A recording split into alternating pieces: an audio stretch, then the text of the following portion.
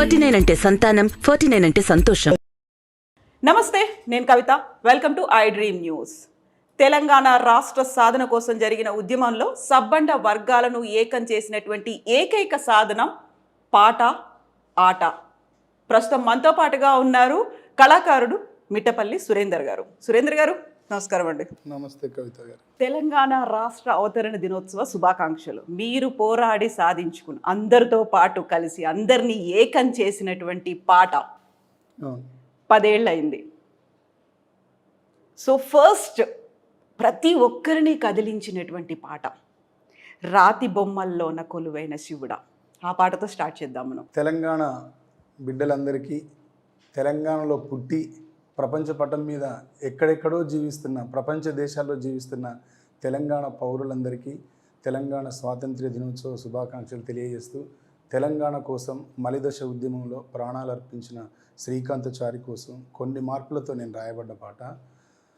రాతి బొమ్మల్లోన కొలువైన శివుడా, రక్తబంధం విలువ నీకు తెలియదురా, నుదుటి రాతలు రాసేవో బ్రహ్మదేవా, తల్లి కొడుకుల ప్రేమ నీవు ఎరుగవురా, తెలిసుంటే చెట్టంత నా కొడుకును తిరిగి తెచ్చివ్వగలవా, నీ మహిమలు రాతి బొమ్మల్లోన కొలువైన శివుడా, రక్తబంధం విలువ నీకు తెలియదురా. పువ్వులో పువ్వునై నీ పూజ చేశాను, నీరునై నీ అడుగు పాదాలు కడిగాను, ఒక్క పొద్దులు ఉంటూ ముడుపు చెల్లించాను, దిక్కు నీవని మొక్కి ధీమాగా ఉన్నాను, తొలుసూరు కొడుకని ఈశ్వరా, నీ పేరు పెట్టుకుంటే శంకరా, అందుకే వేసావ ఈ శిక్షను, అమరవీరుణ్ణి చేసావ శ్రీకాంతును, రాతి బొమ్మల్లోన కొలువైన శివుడా, రక్తబంధం విలువ నీకు తెలియదురా, నుదుటి రాతలు రాసేవో బ్రహ్మదేవా, తల్లి కొడుకుల ప్రేమ నీవు ఎరుగవురా. Thank you so much Surender గారు. ఈ పాట రాసినందుకు, అందరినీ ఏకం చేసినందుకు, మళ్ళీ మా కోసం మరోసారి పాట పాడినందుకు. సో ఇప్పుడు అంత పోరాటాలు చేసి సాధించుకున్న తెలంగాణ 9 ఏళ్ళు గడిచి 10 ఏళ్ళు, దశాబ్దంలో శతాబ్దాన్ని చూసాము అని పాలకులు చెప్తున్నారు. ఒక కళాకారుడిగా మీకేమనిపిస్తుంది?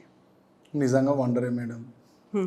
ఒక స్వాతంత్ర ఉద్యమం జరగడం, దాంట్లో మనం పాల్గొనడం, ఆ స్వాతంత్ర్యం రావడం, వచ్చిన దాంట్లో 9 ఏళ్ళు మనం స్వయంగా నిలబడి మన కళ్ళ ముందు పరిపాలన జరుగుతుంటే, మార్పు జరుగుతుంటే చూడడం అనేది నిజంగా వండరే మేడం.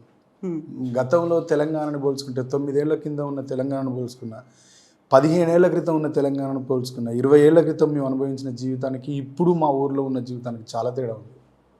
ఇది స్వాతంత్ర్యం సిద్ధించడం వల్ల, స్వపరిపాలన అనేది రావడం వల్ల, ఆత్మగౌరవంతో కూడిన పరిపాలన చేసుకోవడం వల్ల జరిగిన మార్పులు ఇవన్నీ. అప్రిషియేట్ చేయాల్సింది ఎవరైనా. సో మీరు విలేజ్ల్లో తిరిగినప్పుడు, మామూలుగా ఒక కళాకారుడిగా కాదు, ఒక పల్లెటూరు నుంచి వచ్చినటువంటి ఒక వ్యక్తిగా చూసినప్పుడు ఎలా అనిపిస్తుంది మీకు? అక్కడ అంతకు ముందు ఉన్నటువంటి పరిస్థితులు, ఇప్పుడు ఉన్నటువంటి పరిస్థితులు? ఇప్పుడు మా ఊరికి పోయి ఉండాలనిపిస్తాను మేడం. ఇప్పుడు మా ఏరియాలో ఉన్న ఎనఫ్ లైఫ్ అనిపిస్తాను. అంత బాగున్నది. వచ్చిన మార్పు ఏంటి అంటే మీకు బలమైన మూలం చెప్పాలి. మానవ నాగరికత అనేది నీరు ఎక్కడుంటే అక్కడే కొనసాగింది మేడం. నీరు ఎక్కడుంటే అక్కడి నుంచే డెవలప్ అవుతూ వచ్చింది. అట్లా నీళ్లు లేనప్పుడు మా ఊర్లో నుంచి అందరూ వలస వెళ్ళిపోయినప్పుడు బలమైన సాక్ష్యం నేను చూసింది ఏంటి అంటే, మా ఊర్లో 3 బావులు ఉంటాయి మొత్తం. ఒకటి తోడేటి మల్లయ్య తాత అని ఉంటాడు, వాళ్ళ బావిలో వాటర్ ఫుల్ ఆఫ్ ఎనఫ్ ఉండేది ఎండాకాలం కూడా. ఆ తర్వాత మా దగ్గర ఆర్ఎంపీ డాక్టర్ గారు ఉంటారు సదానందం అని, వాళ్ళ ఇంట్లో బావిలో నీళ్ళు ఉండేది. వాళ్ళ తర్వాత వస్తే మా ఇంట్లో బావిలో నీళ్ళు ఉండేది. ఇవి క్రమక్రమం మేము చిన్నపిల్లలుగా ఉన్నప్పుడు గ్లాస్తోనే ముంచుకునేది మేడం. అంత పైకి ఉండేది. వర్షాకాలం అయితే బావి పొంగిపోయేది మొత్తం. కానీ వర్షాకాలం తర్వాత ఎండాకాలం వచ్చినా కానీ, చలికాలం తర్వాత ఎండాకాలం వచ్చినా, చలికాలంలో ఎండాకాలంలో నీళ్లు చాలా అందుబాటులో ఉండేది. జస్ట్ ఒక పగ్గంతో ఇట్లా లేచి పైకి సర్వగట్టి పైకి నీళ్ళు గుంజేది. అట్లాంటి కల్చర్ రాను రాను ఏమైపోయింది అంటే మా బావి ఎండాకాలం ఒక 10 బిందెలు నీళ్లు తీస్తే ఇంకో 10 బిందెల కోసం వెయిట్ చేయాలి, 1 గంట 2 గంటలు. అట్లా వెయిట్ చేసినా కూడా నీళ్లు రాని పరిస్థితి ఏర్పడ్డది. తెలంగాణ వచ్చిన తర్వాత ఎప్పుడైతే చెరువుల తవ్వకాలు ఎప్పుడైతే ప్రారంభించి చెరువులు పూడిక తీయడం, వాటి మట్టిని అంతా ఒక దగ్గర పోయడం, ఆ మట్టిని కొంత భూములలో పోసుకోవడం, నీళ్లు నిల్వ చేయడం అనే ప్రాసెస్ తిరిగి ఎప్పుడైతే ప్రారంభమైందో తెలంగాణ వచ్చినాక, అప్పుడు మా ఊర్లో ఇంకిపోయిన బావుల్లో భూగర్భ జలాలు పెరిగి వచ్చినాయి. అక్కడి నుంచి మళ్ళా తెలంగాణలో ప్యూర్గా చెప్పాలంటే మళ్ళీ రెపరెపనుడు స్టార్ట్ అయింది జీవితం. ఇది బలమైన మార్పు. ఇక్కడ ఇది నేను చూసిన మేడం స్వయంగా. మా ఊర్లో అప్పుడు లేక ఎటైనా వెళ్ళిపోతే బాగుండు అనిపించేది. ఇప్పుడు మా ఊర్లో ఎక్కడ ముట్టుకున్న నీళ్ళు ఉంటాయి. ఏ చెరువులైనా ఏ కుంటలైనా మా ఊళ్ళో 4 కుంటలు ఉంటాయి. అసలు రాయకుంట అనేది మా వాళ్ళకి ఎవరికి ఇప్పుడు జనరేషన్ పిల్లలకి ఎవరికి తెలియదు.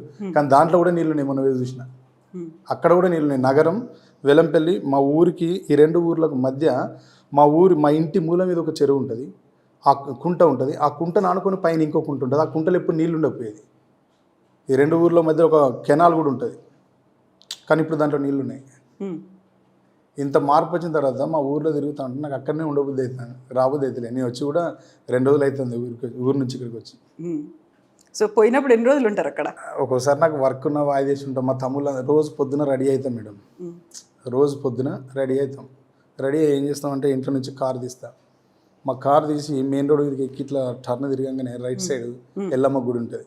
ఆ గుడి దగ్గర మా బాబాయ్ వాళ్ళు వీళ్ళంతా తాళ్ళు ఎక్కుతూ ఉంటారు. ఆడ మా తమ్ముళ్ళు కూర్చుంటారు, మా బాబాయ్ వాళ్ళు అందరూ కూర్చుంటారు. ఏం జరుగుతుంది అంటే అక్కడ రాగానే నా కారు ఆపుతారు. ఎవరో ఒకరు నేను ఆపుతా, వాళ్ళని ఆపుతారు. అట్లా ఆగితే అక్కడి నుంచి మళ్ళీ రిటర్న్ ఇంటికి వెళ్ళిపోవడం ఉంటుంది. అట్లా దరిదాపుగా పోయిన ప్రతిసారి ఒక రోజు ఉందాం అనుకుంటే వారం అనుకుంటే 10 రోజులు అయింది. చెప్పలేం. ఊరు నుంచి రాబుద్ది కాదు. అట్లా రాబుద్ది కాకనే మా ఊరి మీద కూడా పాట రాసుకున్నా.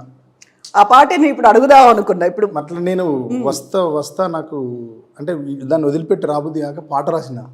పండు వెన్నెల పల్లె నిండా రాలుతుంటే మనసు నిండి పొంగుతుంటది, పల్లె తల్లిని వీడి రానంటది, బతుకు తెరువు కొరకు పొలిమేర దాటంగా గుండె ఆగినట్టు ఉంటది, నా కాలు కదలలేనంటది, ఇన్ని బంధాల వీడి తల్లి నిన్నిడిసి ఎట్లా వెళ్ళనమ్మ నేను, నీ ఒడిలోనే ఒదిగి ఉంటాను, పండు వెన్నెల పల్లె నిండా రాలుతుంటే మనసు నిండి పొంగుతుంటది, పల్లె తల్లిని వీడి రానంటది.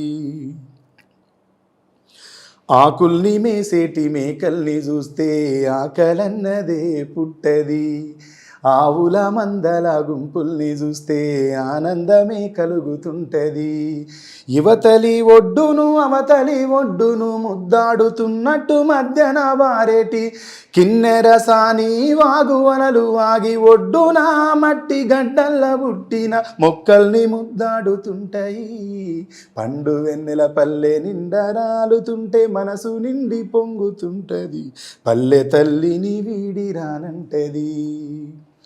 దట్టమైన అడవుల్లో కాలినడకన పోతే ఒంటికి అలసట ఉండది, అడివమ్మ అందాలు కన్లార చూస్తే కంటికి నిద్దుర పట్టది, ఊడల మర్రికి ఊడుగు చెట్టుకు బంధాలు పోసిన దుస్సేరు తీగలు కులమతాలు మాకు తెలియవంటాయి, ఊరు చేరేదాకా దారి పొడుగుతా అడివమ్మ ఒళ్ళంతా అల్లుకోనుంటాయి, పండు వెన్నెల పల్లె నిండా రాలుతుంటే మనసు నిండి పొంగుతుంటది, పల్లె తల్లిని వీడి రానంటది,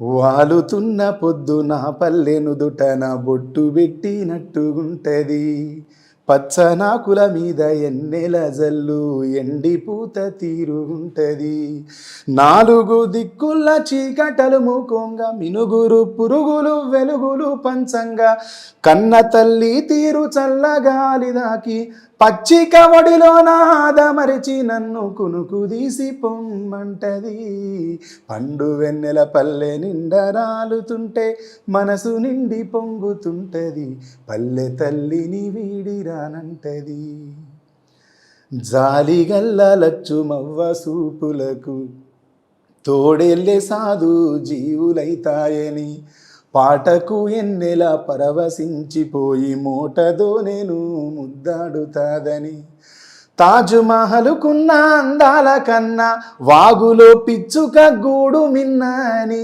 పల్లె గుండెల్లోనే పారాడుతున్నా మా గోరటి వెంకన్న పల్లె పాటలింటూ ప్రాణమీడిడువాలనుంటది పండు వెన్నెల పల్లె నిండా రాలుతుంటే మనసు నిండి పొంగుతుంటది పల్లె తల్లిని వీడిరానంటది బతుకు తెరువు కొరకు పొలిమేర దాటంగా గుండె ఆగినట్టు ఉంటది నా కాలు కదలలేనంటది ఇన్ని బంధాల నీడి తల్లిని నిడిసి ఎట్లా వెళ్ళనమ్మా నేను నీ ఒడిలోనే కన్ను మూస్తాను.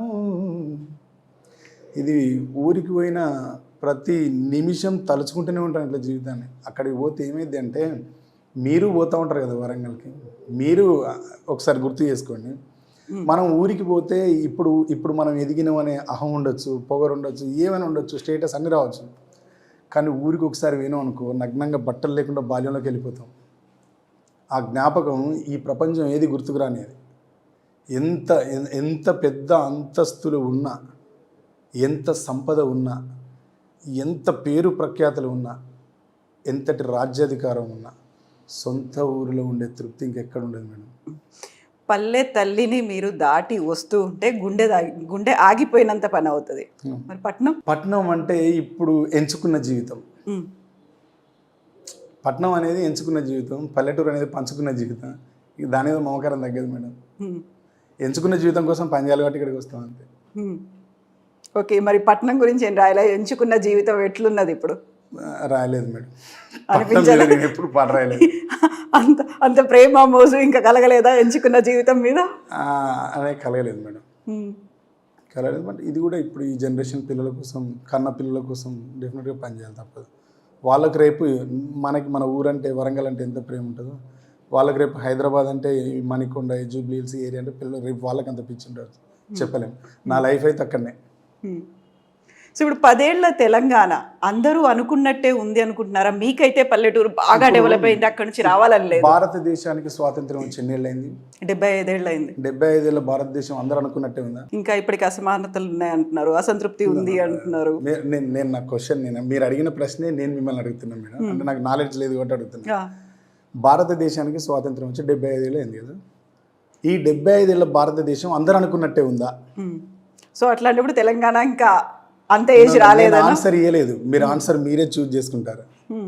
నేను మిమ్మల్ని క్వశ్చన్ అడిగి, మీ ప్రశ్నకు నా ప్రశ్నే సమాధానం, మీరు సమాధానం చెప్పండి. భారతదేశం 75 ఏళ్ళ భారతదేశం అందరు అనుకున్నట్టుగానే ఉందా?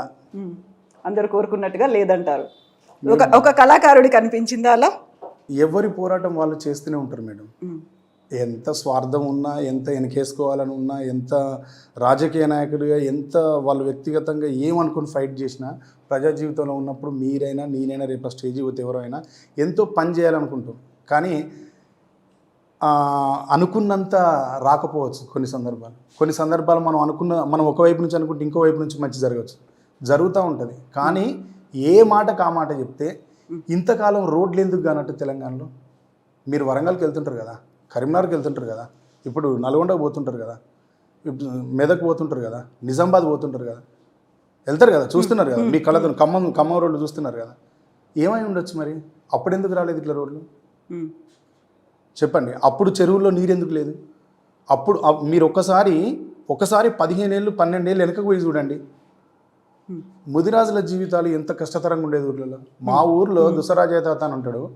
ఆ తాత చేపల్ని మా నాన్నకి ఇంట్లో, అంటే అప్పుడు మేము చిన్నపిల్లలు ఉన్నప్పుడు ఆ తాత చేపలు తెప్పించి మా ఇంటి దగ్గర ఒక గుంట తీసి గుంటలు వేసిపోయేది, 20-30 కిలోలు వేసేది.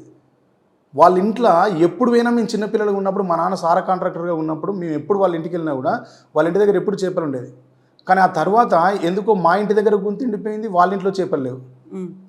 ఇప్పుడు అదే తాత వాళ్ళ కుటుంబం నుంచి నేను 2-3 డేస్ బ్యాక్ వెళ్తే, నా కొడుకు నేను వెళ్తే నాకు చేపలు తీసుకొచ్చి ఇచ్చిండు. ఇదే కల్చరు, ఈ కల్చర్ నేను నా కొడుకు అంతున్నప్పటి నుంచి మిస్ అయిపోయింది. ఏమై ఉండొచ్చు అంటారు? అది మార్పు కాదా? మార్పు ఒకేసారి రాదు మేడం. మీరు ఒక విషయం గుర్తుపెట్టుకోండి, ఏ ప్రభుత్వం ఏ మాట చెప్పినా fair and lovely, Santoor add, ఇవి రెండు ఎప్పుడు గుర్తుపెట్టుకోవాలి మనం. ఫెయిర్ అండ్ లవ్లీ మీరు చిన్నపిల్లగా ఉన్నప్పటి నుంచి వస్తుంది. 5 వారాల్లో మేనికి మెరుగైన ఛాయ అని వస్తుంది. 5 వారాలు మీరు ట్రై చేయలేదంటారా? ట్రై చేశారా లేదా? నేనైతే ట్రై చేసిన. మా అక్క నేను మా బర్రెకి కూడా రాసి 5 రోజుల్లో దీనికి వస్తుంది. అది ఈ మధ్య 5 వారాలు పెట్టినాం. అది ఎవరో ఈ మధ్య దాన్ని సోషల్ మీడియాలో చూసి నవ్వుకునే. నేను చిన్నప్పుడు మా పెద్దక్క మా చిన్నక్క నేను మా ఇంట్లో బర్రెలు ఉండేది, వాటికి కూడా రాసేది 5 వారాల్లో వస్తుంది అని. అట్లా ఏదైనా వాళ్ళు సంతూర్ యాడ్ అంటే యవ్వనంగా ఎప్పుడు అంటారు. మనం ఎప్పటి నుంచో సంతూర్ పెట్టుకున్నాం. మీరు పెట్టుకున్నారా, నేను పెట్టుకున్నాం. మనం యవ్వనంగా ఉన్నామా? నిజం మాట్లాడుకుందాం, ఉన్నామా? ఇట్లా ఉంటుంది. అంటే ప్రభుత్వంలో ఉన్న వాళ్ళని నేను చాలా దగ్గర నుంచి చూసినప్పుడు ఏమనిపిస్తుంది అంటే, నాకు అధికారాన్ని కాపాడుకోవడం కోసం కొన్ని విషయాలు చెప్తారు. దాంట్లో కొన్ని విషయాలు చేయగలుగుతారు, కొన్ని విషయాలు చేయలేరు. ఇన్ కేస్ మనం ఆ స్టేజ్కి పోయినప్పుడు 100% ఆ పని మనం చేయలేము. ఎప్పుడు కూడా కాంగ్రెస్ గవర్నమెంట్ ఉందండి, వీళ్ళు బాగా చేయట్లేదు అని దింపేసినాం. బీజేపీ వచ్చింది, బీజేపీ బాగా చేయట్లేదు దించేసినాం. ఇంకెవరు వచ్చారు? ఎవరు వచ్చినా రాజకీయ వ్యవస్థ ఎట్లుంటుంది అంటే, బాగా గుర్తుపెట్టుకోండి, రాజకీయ వ్యవస్థ అనేది ఎప్పుడు మనం ఒకరిని భరించం. ఎక్కువ రోజులు భరించలేని స్థితి వచ్చింది అనుకుని దింపేస్తాం. అట్లా ఎవరున్నా దింపుకుంటూ పోతూనే ఉంటాం 1 by 1. ఇక దిగినోడు గద్దెను ఎక్కాలనే ప్రయత్నంతో వీడుకొని చెప్తాడు, వాడుకొని చెప్తాడు. మధ్యలో మనమే ఓటేసి వాళ్ళని చూస్తాం, వీళ్ళని చూస్తాం. ఎవరిని చూసినా ఒకేలాగా ఉంటుంది, ఎవరైనా ఒకేలాగా ఉంటుంది. కానీ దీంట్లో మంచి చేసే బాపత్ వాళ్ళు కూడా కొందరు ఉంటారు. ఆ మంచి చేసే బాపత్ ప్రభుత్వం అనేది తెలంగాణలో 100% ఉన్నది. మీరు ఉద్యమంలో భాగంగా ఒక సినిమా పాట అనుకుంటాను, ఆకలి కడుపులు చీకటి గడపలు ఇంకా ఎంతకాలం పోయాయా? మేబీ కొంత దాన్ని ఎంత 3-4% పోయిందా, ఉందా? 3-4% రీచ్ అయ్యారు. అప్పుడున్న ఆకలి బాధను 5% తగ్గించుంటారు. ఇంకా తగ్గాలి, ఇంకా కావాలి. ఇంకో విషయం కూడా మీరు బాగా గుర్తుపెట్టుకోండి మేడం, మనం కూడా పని చేయాలి. మనం 24 గంటల్లో ప్రతి పౌరుడు, ప్రతి మనిషి, ప్రతి తండ్రి, ప్రతి తల్లి, ప్రతి కొడుకు, ప్రతి బిడ్డ 24 గంటల్లో ఎన్ని గంటలు మనం సంపాదించుకోవడం కోసం పనిచేస్తున్నాం, ఎన్ని గంటలు మనం అవారాగా తిరుగుతున్నాం, ఎన్ని గంటలు మనం ఏం చేద్దామని ఆలోచిస్తున్నాం. అసలు ఒక రోజులో మనం ఉత్పత్తికారకమైన పనులు ఏం చేస్తున్నాం ఆలోచించుకోవాలి. ప్రతిదానికి ప్రభుత్వాన్ని అనాల్సిన అక్కర్లేదు. మన భాగస్వామ్యం ఎంత ఉంది? మనం కూడా మన కుటుంబం కోసం, మన కోసం మనం కూడా 100కి 100% కష్టపడాలి. ఇది ఎవరు కష్టపడాలి అంటే, బుద్ధిజీవులం అయితే ఇంకెక్కువ కష్టపడాలి. ఎందుకంటే మనం ఎక్కువ కష్టపడితే మనతో పాటు ఇంకో నలుగురు సెటిల్ అయిపోతారు. ఏం తెలియని వాడిని కూడా మనం సెట్ చేయొచ్చు. అట్లా మనం కూడా చేయాలి. ప్రభుత్వాన్ని అనడం ఒకటే కాదు, మనం కూడా చేయాలి. చేస్తూ ప్రభుత్వాన్ని ఎప్పటికప్పుడు గల్లబట్టి నిలదీయచ్చు. ప్రభుత్వాన్ని తప్పే లేదు. ఎంత ఉద్యమ నిర్మాణం నుంచి వచ్చిన ప్రభుత్వం అయినా ప్రభుత్వమే. దాని విధి, దాని విధానాలు, దాని పరిపాలన, దాని పద్ధతులు దానికి ఉంటాయి. మనం కూడా ప్రజల లోపల ఉండి మనం కూడా మన స్థాయిలో మనం నిలదీయాలి, మాట్లాడాలి, వాస్తవాన్ని కూడా ఒప్పుకోవాలి. ఒక కళాకారుడిగా మీరు అలా నిలదీసిన సందర్భం ఉందా? ఎందుకు లేదు మేడం, మేము అందరం యుద్ధం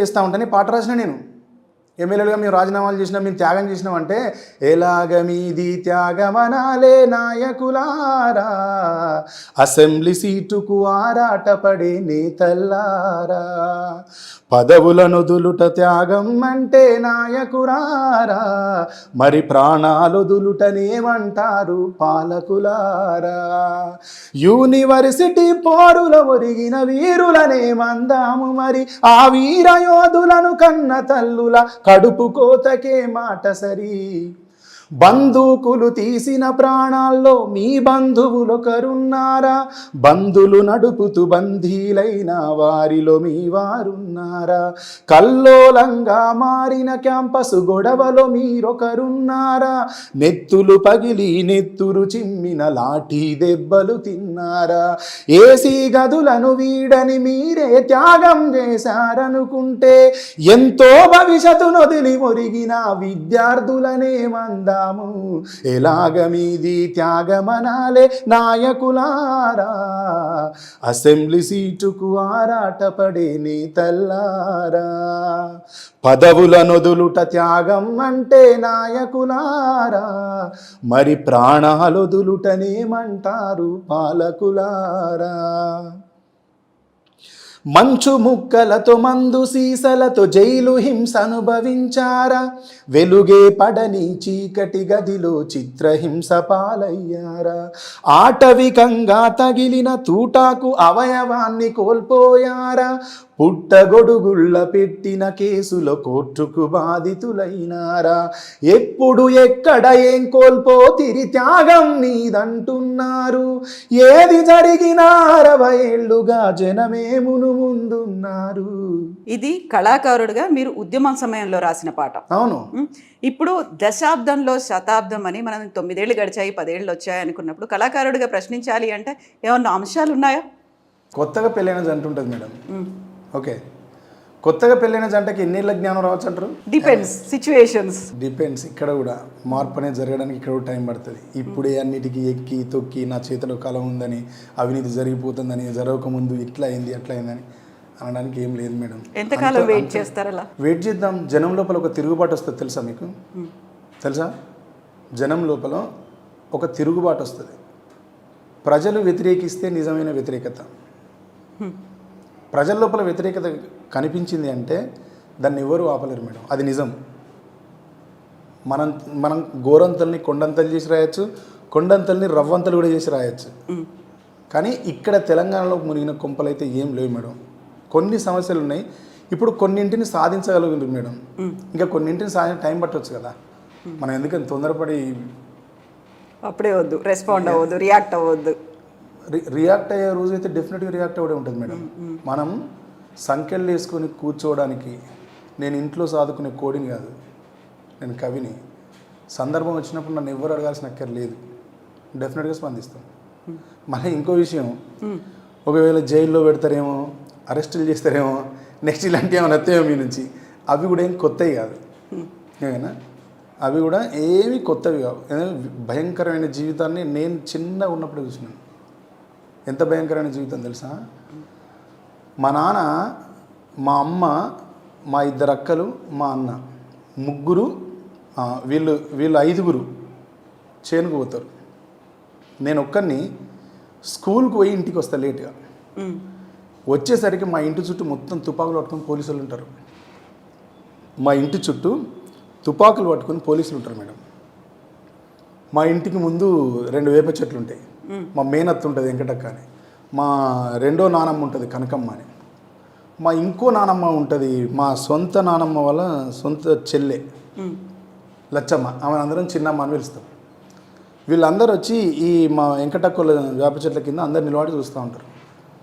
నేను అప్పుడే స్కూల్కి వేస్తుంటే నన్ను ఏం చేస్తుంటే మా చిన్న నానమ్మ అంటే ఆమె వచ్చి పక్కన గుంజుకొచ్చి ఆమె పక్కన నిలబెట్టుకున్నప్పుడు పోలీసు వాళ్ళు వచ్చి ఇంటి చుట్టూ మొత్తం రౌండప్ చేసి తిరుగుతూ ఉంటారు.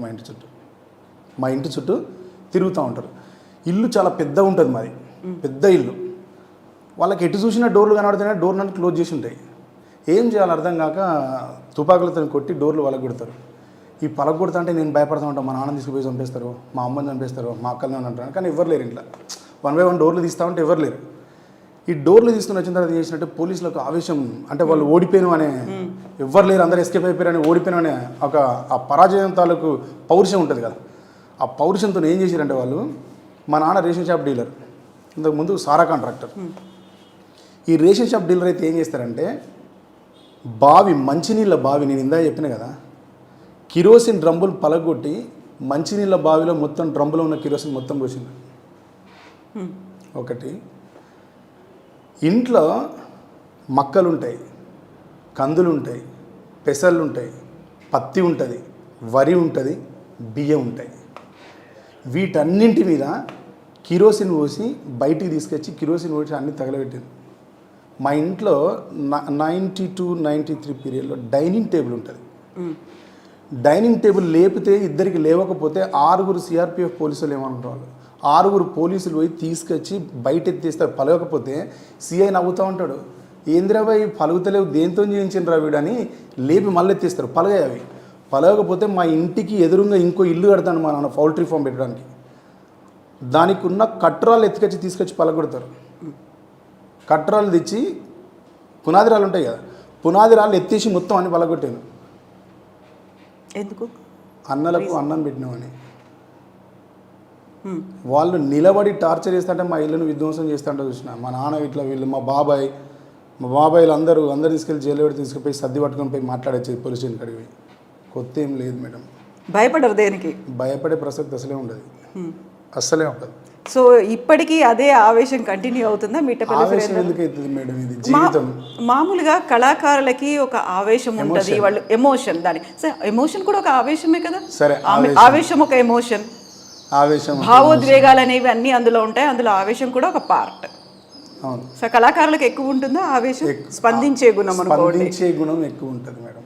స్పందించకపోతే ఎవ్వరు పాట రాయలేరు. ఇప్పుడు గోరేటి వెంకన్న రాసిన ఏ పాట అయినా చూసుకోండి, ప్రతి పాట ఒక నది లాంటిదే. ఆయన దాని పట్ల అంత ఆరాధన, అంత ప్రేమ, అంత లోతైన అధ్యయనం, అంత ఆర్ద్రత కలిగితేనే రాయగలిగినాయి ఎవరైనా అంతే. సో ఇప్పటికీ మిట్టపల్లి సురేందర్ గారిలో అదే కంటిన్యూ అవుతోంది. ఎక్కడ ఏం జరిగినా ఇమ్మీడియట్గా ఒక స్పందించే గుణం అయితే కనిపిస్తుంది. స్పందిస్తాను మేడం, తప్పకుండా స్పందిస్తాను. సో తోటి కళాకారులకు అన్యాయం జరిగినా అదే గళం ఎత్తుతారు. అట్లాగే ఎత్తుడు ఎందుకు ఎత్తాం, ఎందుకు మాట్లాడతా డెఫినెట్గా. మిట్టపల్లి సురేందర్ గారికి కూడా ఒక రాజకీయ నాయకుడు అవ్వాలి, ఒక ప్రజాప్రతినిధి కావాలి అని ఉంది అనే వాళ్ళకి ఏం చెప్తారు? ఇప్పుడు నేను ఒక చిన్న విషయం చెప్తా. మీకు శ్రీశ్రీ గారు తెలుసా? తెలుసు, చెప్పండి. శ్రీశ్రీ గారు ఉన్నప్పుడు ఉన్న ముఖ్యమంత్రి పేరు తెలుసా మీకు? శ్రీశ్రీ గారు ఉన్నప్పుడు ఉన్న ఎమ్మెల్యేల పేరు తెలుసా మీకు? తెలియదు. శ్రీశ్రీ గారి కాలంలో ఉన్న మంత్రులు తెలుసా మీకు? సభాపతులు తెలుసా మీకు?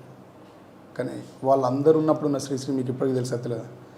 ఇంత గొప్ప జీవితాన్ని వదులుకొని ఇంకోవైపు ఎందుకు పోతాను మేడం? అసలు ఆలోచన లేదు. లేదు.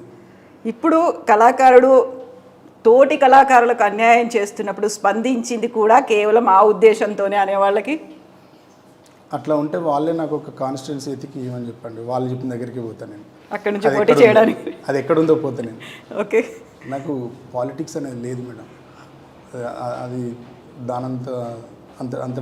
అంతటి లక్ష్యాలు నాకు లేవు. సో ఇప్పుడు మనం ఈ ఇంటర్వ్యూని కంక్లూడ్ చేయాలి అనుకుంటే 9 ఏళ్ల తెలంగాణ అయిపోయింది, 10వ ఏట అడుగు పెడుతున్నాం, 21 రోజుల పాటు ఉత్సవాలు సంబరాలు జరుగుతున్నాయి. దీనికి సంబంధించి సురేందర్ గారు ఏమైనా పాట రాశారా? నేను దీనికి సంబంధించి అంటే అప్పుడు మామూలుగా 9 ఏళ్ళు సరే తెలంగాణ వచ్చిన తర్వాత ఒక సంబురం అనేది అందరిలో కనిపించింది, డాన్స్ చేసిండ్రు ప్రతి ఒక్కరు కదా. అప్పుడు మీకు వచ్చిందే స్వాతంత్ర్యం, వీడిందే వనవాసం, తెచ్చిందే కొండంత పండగలే మన కోసం, కదిలొచ్చే కాలంతో వెల్లువల సంతోషం, మొలిచిందే పెదవులపై పైరల్లే దరహాసం, ఎన్నాళ్లకు వినిపించేలా స్వేచ్ఛ కోయిలకు సే, ఎన్నెన్నో గుండెల త్యాగం జెండాగా విరబూసే, ఎన్నేండ్లకు వీరులు నడిచిన దారిలో వెన్నెలగాసే, ఎనలేని ఏడుపు కంఠం ఆనందంతో కోసే, హే దండోరా కొడదాం రారో యాద్గిరి నరుసన్న, ధరణికి సంకెళ్ళే తెగినై సంబరమే చేద్దామన్నా, అరచిందులు వేద్దాం రారో చిలుకూరి బాలన్న, చీకు చింతలు వీడెను రోజమిడిక మోగిద్దామన్నా, ప్రతి పూట ఏదో చోట అలజడితో మేలుకునే మన 10 జిల్లాల పల్లెల్లో, పనివాడు పసివాడు తమ వంతుగా చేసిరిపోరు, ఏనాడు కనులారా నిదరో లేదే ఏ ఊరు, చరితను చదివిన చోటే చరిత్ర సృష్టించి, విద్యార్థులు నడిచారమ్మ పాలకులను వంచి, విజయానికి విప్లవ రథమే చేరువ అవుతుంటే, విశాలాంధ్ర పేరుకు నీటితో కాలం చెల్లిందే. సో పనివాడు పసివాడు పోరాటం చేసుకున్నటువంటి సాధించుకున్న Telangana. Exactly. Yes, thank you so much Surender garu. మీరు ఇలాగే మీ పోరాటాన్ని కంటిన్యూ చేయాలి. ఎక్కడైతే అన్యాయం జరుగుతుంది, ఎక్కడైతే అక్రమాలు ఉన్నాయి, అవకతవకలు ఉన్నాయి, తోటి కళాకారుడైనా పర్లేదు చీల్చి చెండాడే ఆ లక్ష్యాన్ని కంటిన్యూ చేయండి. ఎట్ ద సేమ్ టైం ఇంతకాలం పోరాడి సాధించుకున్న తెలంగాణలో కూడా కాస్త ఓపిక పట్టి చూస్తారు. 10 years అయింది, ఆ తర్వాత మళ్ళీ మీరు అనుకున్నది జరగలేదు అంటే అదే పోరాటం కంటిన్యూ చేస్తారు. ఫైటే మేడం, ఫైట్ ఎప్పటికీ చేయాలి. మా నాన్న పాపం లాస్ట్ స్టేజ్లో మా నాన్నకి అంటే మా నాన్న అసలు బతికున్నప్పుడు సరిగా అర్థం కాలేదు కానీ మా నాన్న చనిపోయిన తర్వాత ఆలోచిస్తా అంటే మా నాన్న ఏం చేసిండు, ఏం మాట్లాడిండు, అవన్నీ రీకలెక్ట్ చేసుకుంటూ పోతా ఉంటే మా నాన్న ఒక లైబ్రరీలోకి కనబడుతాడు నాకు. ఒకసారి ఆయన గ్యాంగ్రీన్ అయ్యి చాలా ఇబ్బంది అవుతుంది, డయాబెటిక్ వచ్చిన ట్రీట్మెంట్ చేయిస్తాం. దాస్యం వినయ్ భాస్కర్ గారు ఎమ్మెల్యే ఉన్నారు కదా, వినయ్ అన్న దగ్గరుండి మా నాన్నకి హాస్పిటల్కి వెళ్ళి గార్డియన్ హాస్పిటల్లో కూర్చొని మా నాన్నకి ట్రీట్మెంట్ చేయించి దగ్గరుండి చూసుకున్నాడు. నేను బయటికి పోయి ఉంటే, నేను రంజిత్ రెడ్డి అని ఇద్దరం బయటికి పోయి ఉంటే అన్నకు ఫోన్ చేసి చెప్తే దగ్గరుండి అన్నే నేను చూసుకుంటాను, నువ్వు ఏం టెన్షన్ పడకు, అక్కడ వేడవద్దు అసలే, నేను చూసుకుంటా అని చెప్పి ఆయన దగ్గరుండి ట్రీట్మెంట్ చేయించింది. ఆ టైంలో మా నాన్నని అందరు చనిపోతారు కావచ్చు అనుకున్నారు, కానీ మా నాన్న మంచి అయ్యి మళ్ళీ ఇంటికి వచ్చిన తర్వాత వెళ్ళి ఏం చేసిందంటే మళ్ళీ ఒక చిన్న షాపు ఇట్లా ఇవన్నీ ఎస్టాబ్లిష్ చేస్తాడు ఆయన. చేస్తూ ఉంటే మా మేనబావ ఉంటాడు కుమ్మరి శ్రీనివాస్ అని, పెద్ద శ్రీను అని మా మేనత్త కొడుకు, ఆయన ఉన్ను మా నాన్న ఇద్దరు నేను పోయేసరికి మాట్లాడుకుంటారు. మా బావ అంటాను కదా, నువ్వు ఖాళీగా ఉండవు అని, ఖాళీగా ఉండవు, నువ్వు మొన్నదాకానే పడుకున్నావు మంచం మీద, నీకు భయం లేదేదో నువ్వు పని చేస్తున్నావు అన్నాడు. మా నాన్న అటువైపు ఉన్నాడు, మా బావ ఇటువైపు ఉన్నాడు, నేను అక్కడ కారు ఆపుకున్నా, వీళ్ళిద్దరికి తెలియదు, వాళ్ళ సంభాషణ వింటున్నా నేను. మా నాన్న ఆన్సర్ అటు నుంచి ఏమై ఉండొచ్చు చెప్పండి. ఆ పోరాటం కంటిన్యూ చేస్తున్నావు, ఎందుకు పడుకోవాలి? మనిషి అన్నోడు బతికున్నంతకాలం ఏదో ఒకటి చేయాలరా, ఉత్పత్తి కారకమైంది. నేను ఉత్పత్తి కారకమైన యుద్ధం చేస్తాను, యుద్ధం చేస్తేనే ఉండాలిరా ఏదో ఒకటి అన్నాడు. అట్లా యుద్ధం చేసింది మేడం. అదే జీన్స్ ఉన్నాయి. అవసరం వచ్చింది అంటే, ఆ అవసరం ఏర్పడ్డదంటే యుద్ధంలో ముందుంటాం, వెనుకకు పోయే ప్రసక్తి అసలే ఉండదు, భయపడే ప్రసక్తి కూడా అసలే ఉండదు madam. Yes, thank you so much Surender garu, thank you అండి, థ్యాంక్ యూ. మీకు ఇంకో చిన్న మాట, మన గుండె గుణము అది గునుగువనము, అందరికీ అమ్మాయి భువనము, త్యాగాల మునుము మన చరిత ఘనము, తలరాత ఎదురీదే సంకల్పము. ఇది తెలంగాణ భూమి చరిత్ర.